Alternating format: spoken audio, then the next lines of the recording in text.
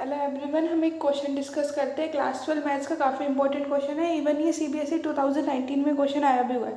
ठीक है, ए हमें 3x3 मैट्रिक्स गिवन है।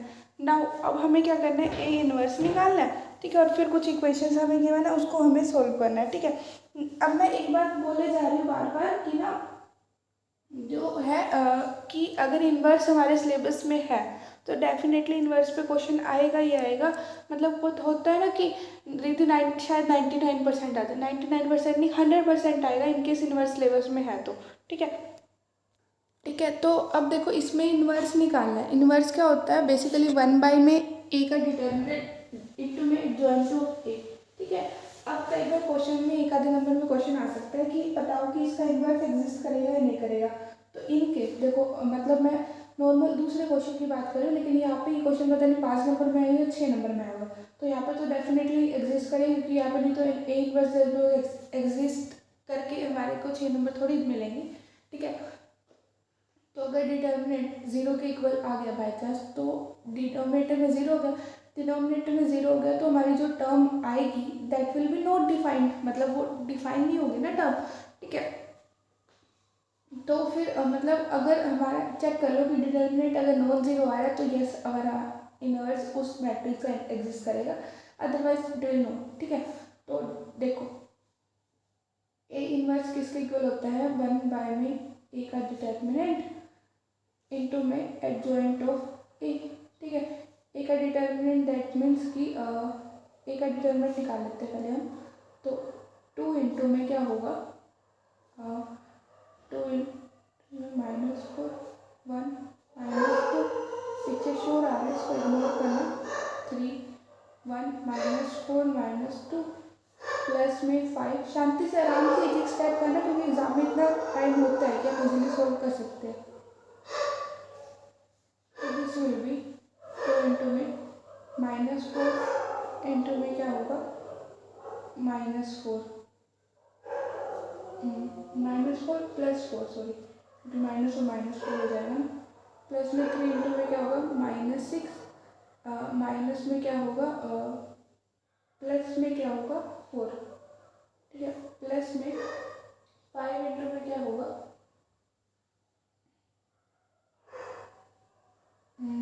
3 माइनस में 2 यानी कि 1। ठीक है, तो क्या होगा, -6 प्लस 5 दैट इज -1 के इक्वल आ रहा है, नॉट इक्वल टू 0 आ रहा है, तो डेफिनेटली इन्वर्स एग्जिस्ट करेगा। आप चाहो तो एक लाइन लिख सकते हो फॉर इन्वर्स एग्जिस्ट। लेकिन 5-6 नंबर में अगर क्वेश्चन आ रहा है, 4 नंबर में आ रहा है, तो ऑब्वियसली बात है इन्वर्स तो एग्जिस्ट करेगा। पागल थोड़ी एग्जामिनर जो आपको नहीं ऐसे क्वेश्चन देगा। ठीक है, बाकी गलती किसी से भी हो सकती है। ठीक है, तो अब बात करते हैं एडजॉइंट निकालने के लिए। एडजॉइंट निकालने के लिए हमें क्या चाहिए, कोफैक्टर चाहिए। A11 किसके इक्वल होगा, -1 रेज़ टू द पावर 1 + 1। ठीक है, 1 मतलब A11 मतलब first row first column, first row first column ignore करो, -4 और माइनस ऑफ -4 यानी कि +4 = 0। ठीक है, सिमिलरली A12 किसके इक्वल होगा, -1 रेज़ टू द पावर 1 + 2। ठीक है, फर्स्ट रो को इग्नोर करो, सेकंड कॉलम को इग्नोर करो, यानी कि 3 1 और 4 -2। ठीक है, तो 3 इंटू में -6, आराम से चाहे शांति से मैट्रिक्स लिख देना इस तरह से। ठीक है, तो कोई जल्दी नहीं है इस तरह क्वेश्चन में। ठीक है, तो क्या होगा यहाँ पे, क्या होगा, सॉरी A12 है ना, तो फर्स्ट रो को इग्नोर के -6 माइनस में प्लस में 4, यानी कि दिस विल बी क्या होगा, -2।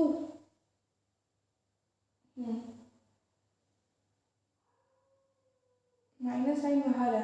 ठीक है, तो -2 माइनस का +2 हो जाएगा।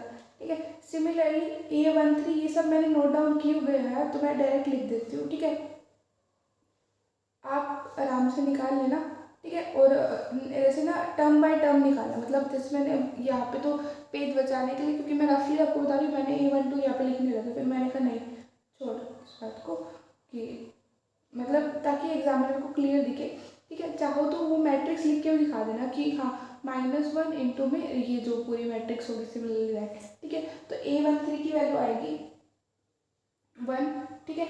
अगर फिर भी दिक्कत होती है, वैसे तो मैंने इस तरह के 2-3 क्वेश्चन कराए हुए हैं जो प्रीवियस ईयर में आए हुए हैं, तो फिर भी दिक्कत होती है तो कभी भी कमेंट कर सकते हो। -9 और -5, A31, A32 और A33, इन तीनों को भी मैं यही लिख रही हूँ। तो बेसिकली A3 मतलब आप प्रॉपर निकाल के दिखाओगे, मैं जस्ट रफली, ताकि आपका टाइम कम वेस्ट हो, क्योंकि अब ये स्टेप्स आप कर सकते हो, ठीक है ना। तो उस टाइम में कोई और क्वेश्चन, इंपॉर्टेंट क्वेश्चन कवर कर लिया, ठीक है, क्योंकि मेरे पास भी लिमिटेड टाइम होता है, ठीक है। तो एडजॉइंट क्या होगा, एडजॉइंट होगा ये जो मैट्रिक्स ऑफ कोफैक्टर्स आ रही है ना, इसका ट्रांसपोज, ठीक है। तो मैं इसको नेक्स्ट पेज पे नोट डाउन कर लेती हूँ, जो मैट्रिक्स ऑफ कोफैक्टर्स आएगी, ठीक है। तो मैंने ये जो मैट्रिक्स ऑफ कोफैक्टर्स है ना, इसको मैंने यहाँ पे नोट डाउन कर लिया है, ठीक है। Adjoint of remainder equal to इसका ट्रांसपोज होगा, इधर ट्रांसपोज लिखना भी भूल गया, चेंज कर दो रोज को कॉलम में और कॉलम्स को रोज में, यानी कि 0 2 1 -1 -9 -5 2 23 और 13, ठीक है।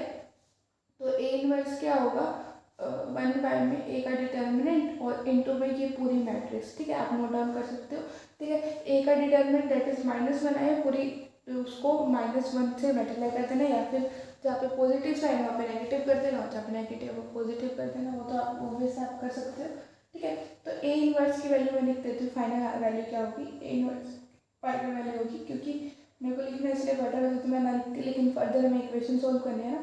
तो 0 1 -2, ठीक है, -2 9 -23, ठीक है, -1 5 और क्या होगा, सॉरी -5 है ना, तो -1 5 और -13, तो ये हो जाएगा, ठीक है। अब इक्वेशन हमें क्या गिवन है, गिवन इक्वेशन था,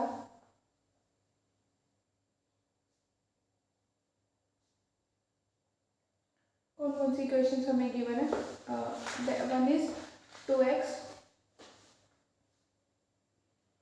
माइनस में 3y plus 5z is equal to 11, second one is 3x plus में 2y minus 4z is equal to 5, और थर्ड हमें गिवन है x plus Y minus 2z is equal to -3, ठीक है।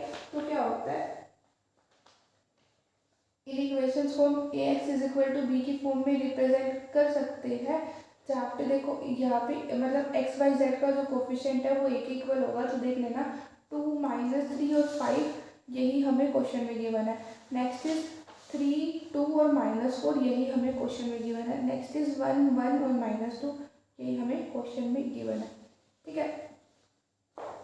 X हमारा x Y Z हो जाएगा, ठीक है, और बी हमारा जो इक्वल टू समथिंग है दैट इज 11 5 और -3, ठीक है ना। तो क्या होगा, A x is equal to B हमें गिवन है, ठीक है। दोनों तरफ इन्वर्स से मल्टीप्लाई कर दो, यानी कि ए इंटू में ए इन्वर्स इंटू में एक्स, और यहाँ पे क्या होगा, ए इन्वर्स बी, ठीक है। A inverse into A that is ये किसके इक्वल हो जाएगा, आई के इक्वल हो जाएगा, I x is equal to A inverse into में बी। ए इन्वर्स की वैल्यू गिवन है, हमें बी की वैल्यू गिवन है, आराम से हम एक्स की वैल्यू निकाल सकते हैं, ठीक है। तो यानी कि X Y Z will be equal to क्या, ए इनवर्स की जो मैट्रिक्स की वैल्यू तभी मैंने ये लिखी थी, अदरवाइज दीज जो आलसी हुई पड़ी है।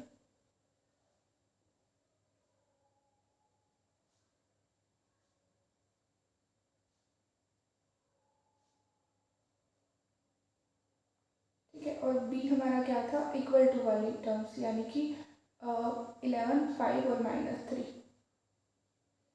ठीक है। तो फर्स्ट रो को फर्स्ट कॉलम के साथ मल्टीप्लाई करो, ठीक है।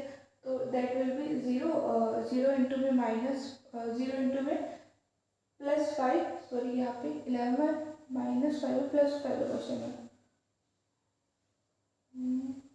-5 है, मेरे पास साथ में ना पेपर भी पड़ा है, तो फिर मेरे को बताया ना, मैंने एक बार पहले आपको करवाने से पहले सोल्व भी किया, तब मैंने A1 A2 सारी वैल्यू मुझे पता थी ना। ठीक है, तो क्या होता है, यहाँ पे -5 आ गया।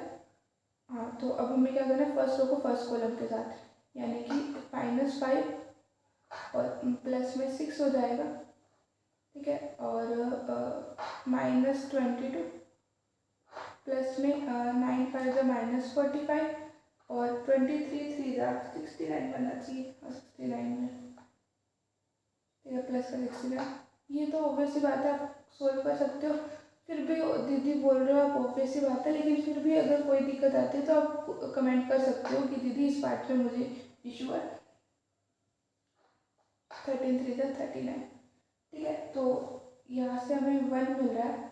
ठीक है, 7 और 67, 69 - 67 दैट इज 2। ठीक है, और यहाँ से क्या बन रहा है, 39 में से 11 उड़ा दो, दैट विल बी 8 28 यानी कि 3। ठीक है, तो बेसिकली x की वैल्यू 1, y की वैल्यू 2, z की वैल्यू 3। इस तरह से नहीं लिखना, प्रॉपर डिफाइन करके लिखना, so the value of x y z is this. ठीक है, और फिर भी आपको डाउट हो ना, मतलब कि x y z पे, तो काफ़ी हद तक किसी इनमें से कोई इक्वेशन निकाल के एक में पुट करके देख लेना, अगर सेटिस्फाई होगी मतलब हम सही जा रहे हैं।